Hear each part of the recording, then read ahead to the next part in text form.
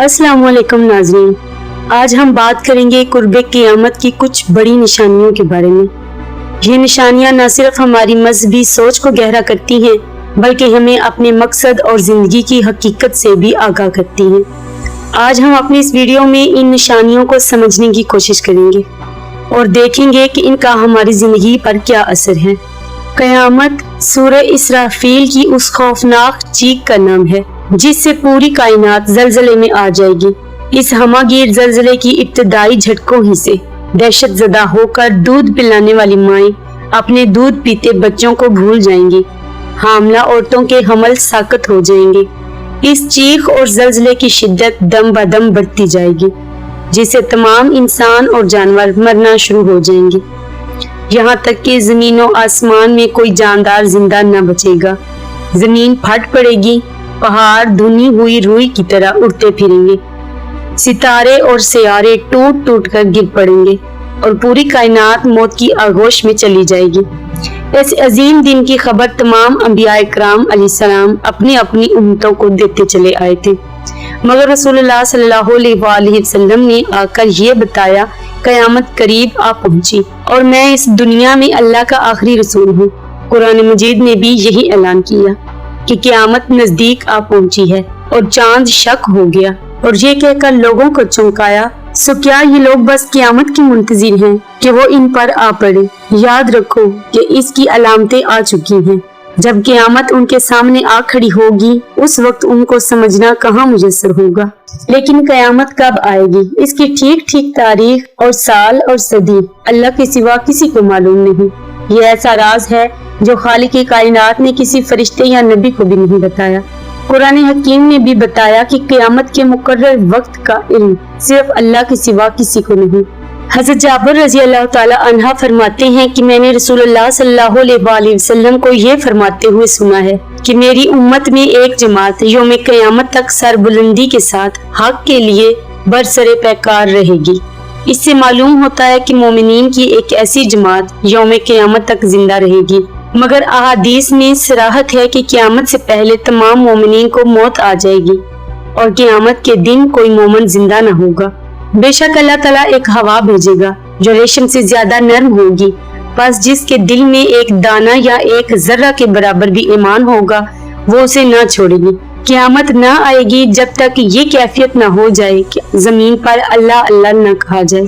क़यामत की अलामत कुबरा में सबसे पहली अलामत हजरत इमाम महदी अलैहिस्सलाम का ज़हूर है। अहादीस मुबारका में है कि हजरत इमाम महदी अलैहिस्सलाम का जिक्र बड़ी तफसील से आया है कि हजरत इमाम महदी अलैहिस्सलाम हजरत फातिमा ज़हरा सैयदतुन निसाइल आलमीन की औलाद से होंगे। नाम मोहम्मद, वालिद गिरामी का नाम अब्दुल्ला होगा। हुज़ूर सल्लल्लाहु अलैहि वसल्लम से बहुत मुशाबत होगी। पहले उनकी हुकूमत अरब में होगी, फिर सारी दुनिया में फैल जाएगी। आखिरी जमाने में जब मुसलमान हर तरफ से मगलूब हो जाएंगे, मुसलसल जंगें होंगी। शाम में भी ईसाइयों की हुकूमत कायम हो जाएगी। हर जगह कुफार के मुजालिम बढ़ जाएंगे। अरब में भी मुसलमानों की बाकायदा पुरशौकत हुकूमत नहीं रहेगी। खैबर के करीब तक ईसाई पहुंच जाएंगे और उस जगह तक उनकी हुकूमत कायम हो जाएगी। बचे कुचे मुसलमान मदीना मुनव्वरा पहुंच जाएंगे। उस वक्त हजरत इमाम महदी अलैहिस्सलाम मदीना मुनव्वरा में होंगे।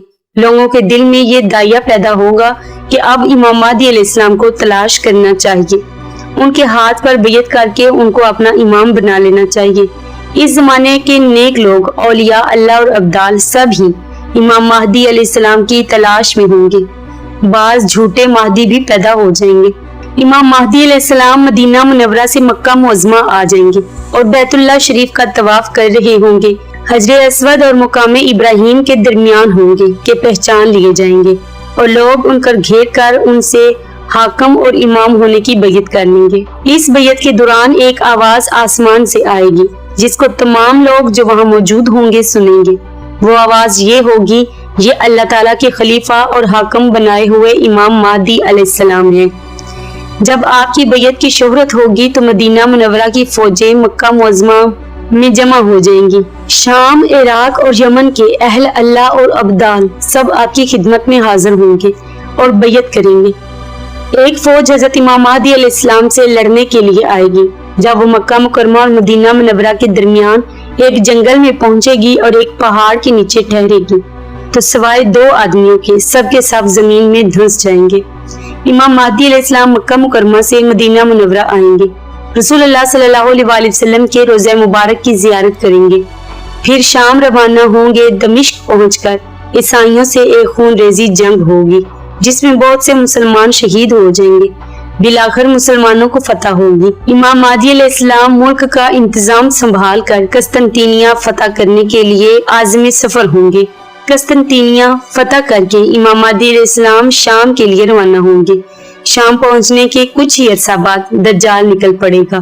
دجال شام اور عراق کے درمیان سے نکلے گا اور گھومتا گھماتا دمشق کے قریب پہنچ جائے گا۔ عصر کی نماز کے وقت لوگ نماز کی تیاری میں مصروف ہوں گے کہ اچانک حضرت عیسیٰ علیہ السلام 2 فرشتوں کے کندھوں پر ہاتھ رکھے ہوئے آسمان سے اترے ہوئے نظر آئیں گے۔ دجال حضرت عیسیٰ علیہ السلام کو دیکھ کر بھاگے گا، بالآخر باب لد کے پاس پہنچ کر حضرت عیسیٰ علیہ السلام دجال کا کام تمام کر دیں گے۔